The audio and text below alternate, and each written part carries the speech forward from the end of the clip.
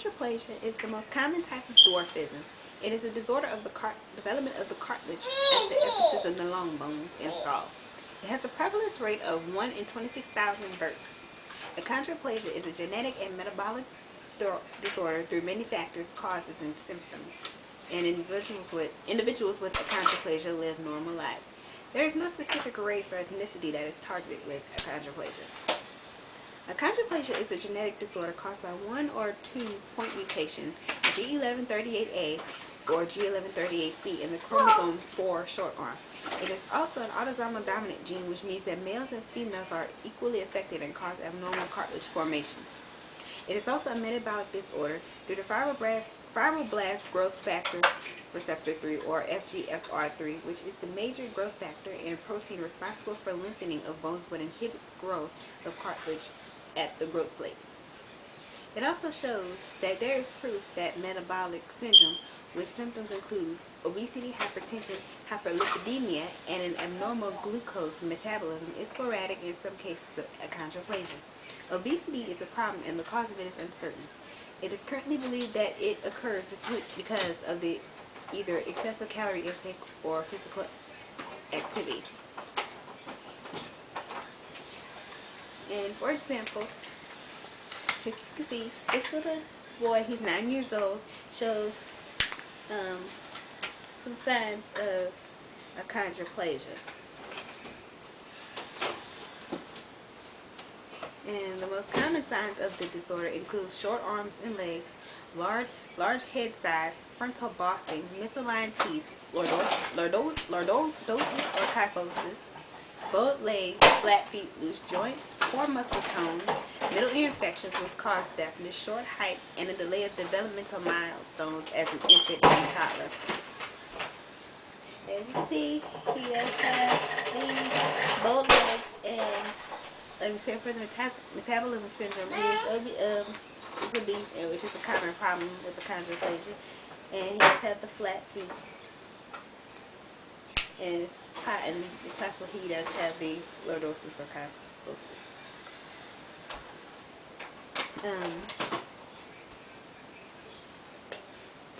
In infants with achondroplasia, it shows that they develop thoracolumbar kyphosis, which can lead to spinal stenosis later in life, which may come with complications of numbness, weakness, and altered deep tendon reflexes, and may be a serious problem if diagnosed early in life, as it may cause compression on the spinal cord of the nerve root.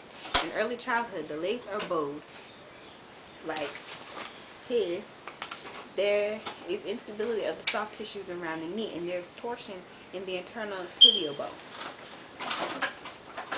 Risk factors of the disorder achondroplasia includes a parent that has achondroplasia, him or herself, one or two parents who are carriers of the FGFR3 gene, and an older father, which results in spontaneous mutation. Achondroplasia can be diagnosed and detected early in pregnancy. Ultrasounds can detect signs of characteristics in the later stages of pregnancy, and it can also be diagnosed at birth if the doctor detects indications of hydrocephalus. Adults can be diagnosed through doctor examining and pointing out features including short stature, bowed legs, size of nose, spinal curvature, short fingers and toes, and the size of the head.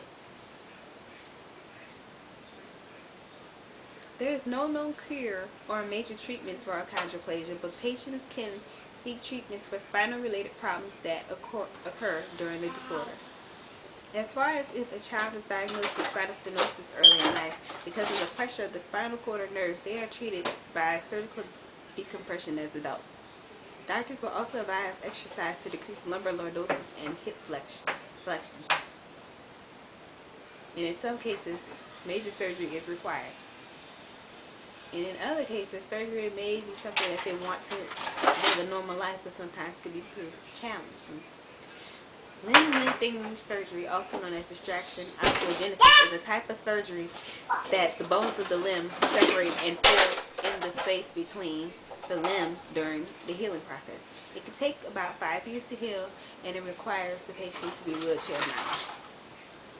Achondroplasia is, again, it's the most common type of dwarfism that happens as a prevalence in 1 in 26,000 births, and there's no known targeted for a race or ethnicity. It's genetic through mutations in the short arm of the chromosome 4 and metabolic through the FR3 factor inhibiting growth in the bones and the metabolic syndrome that is sporadic and includes obesity as a common symptom in the metabolic component in achondroplasia. Risk factors range from one of the parents having achondroplasia to genetics in the family to the father being older when the child is born. Doctors are able to diagnose either at birth or during pregnancy or on an ultrasound. There's no cure, but minor treatments are available to help them through their symptoms and prevent pain. People with achondroplasia, despite their problems associated with the disorder, live a normal life as anyone else. Although they suffer the difficult symptoms, they are satisfied with their everyday lives. They focus on having careers, having financial security, and their family and friends. Their condition would have little problems with their jobs.